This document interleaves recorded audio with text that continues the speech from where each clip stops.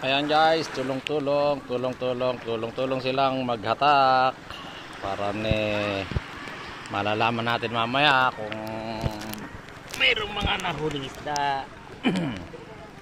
Ayan, oh, grabe, hirap maghatak pala niyan guys. Ayan, oh. Ang layo pa, yun pa sa may bangka yung ano niyan, yung dulo niya. Sa may bangka, pero sa yung mga naghahatak guys, ang dami. Ayan, ang dami nilang nagtutulong-tulong. Yung kabila guys, bali sa dami lang humatak na ganyan, ang nahuli yata nila parang wala pang 1 kilo kasi maliliit pa.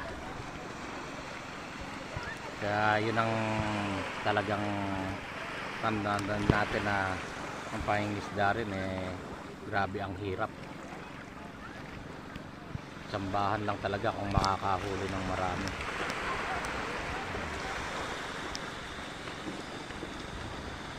Ayan guys, medyo malapit-lapit na yan. Samahan nyo ako guys na panoorin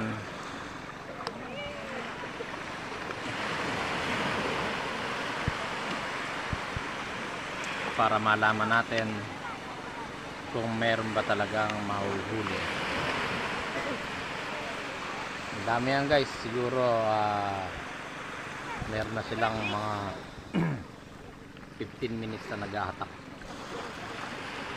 Ngayon ko lang simulan yung live dahil masyadong matagal.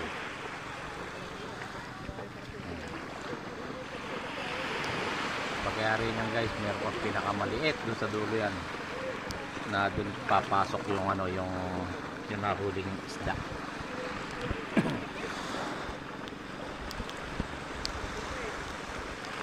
Ayan guys, dami na naghahatak. Meron yata silang 30 yung naghahatak, kaya hindi rin biro yung talagang panghuli ng isda. Grabe, hirap din pala talaga. Ayan na guys, malapit na yung bangka. Ayan na. Doon natin malalaman sa dulo guys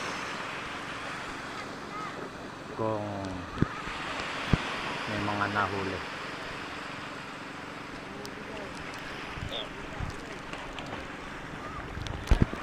Hello guys, bye bye guys. Sundan nyo ang susunod na video.